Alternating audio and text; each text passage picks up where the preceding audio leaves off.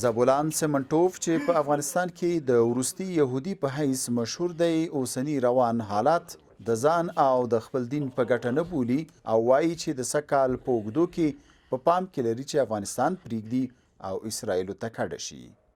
انشالله تا 8 ماه ما گفته نمیتونم تا طالب به خدا تا نرم که امی افغانستان به من امی بخشش هم بده دیگه نمیم دیگه اینجوری به مذهب خب چیز نیست یهودی نباشه یهودی نیست شکر یک کلام خدا هست خود شکر میگم کسی یهودی نیست یا هندو باشه سیک هندو باشه هندو شکر اینا 1000 سال چی داره ما مردم یهودی از 2000 قرن سال ما 2200 سال مقدمت داریم و از اون وقتی بوده وقتی مسلمان وجود نداشته این طرف هم مسلمان تو ما روزه رام نمیکنی دیگه تو چی رقم خبیه اون زن شلاق میزنی نه همون چیز دیگه.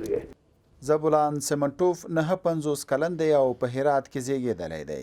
نوموړي یو وار مخکې هم د نیومې لسیزې د کورنۍ جګړې په مهال له کورنۍ سره له افغانستان ووتی و. میرمن بچي او نوره کورنۍ په اسرائیلو کې اوسي. خو دی وایي چې افغانستان سره د مینې له امله تر دې مهاله دلته اوسېده. زبولان تر 10 کلونو زیات په افغانستان کې د خپلې کنیسې یا عبادت ځای ساتنه کړې ده.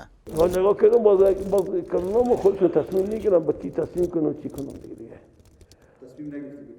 تصمیم نگرفتن با تصمیم میگیرن اونا خبر دارن من میرم کارا میکنم پاتون خوشی میگم میرم. خب میرم اینجا هست کسی هست یک نگاهون بشنن چی بشنن تو چی میشه تو دنیا چی میشه. زابلان سمنټوف په افغانستان کې پیدا شوی کلونه دلته عمر تیر کړی. اوس وایي چې د روانو وضعیت نه متاثر شوی او افغانستان پریږدي. خدای اوس هم په دې باور دی چې د دایم لپاره افغانستان نه پریږدي. دی وایي که حالات بیرته ښه شول ورته راستنیږي.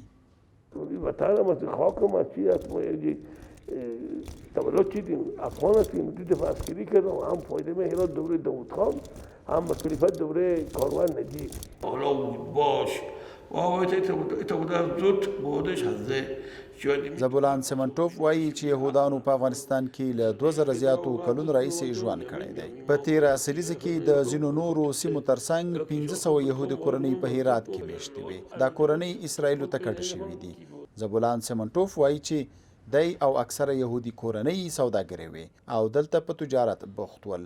که زبولان له افغانستان لاړ شي نو په افغانستان کې به نور هیڅ یهودي نه وي. رحیم ګل څاروان، اشنا تلویزیون، کابل.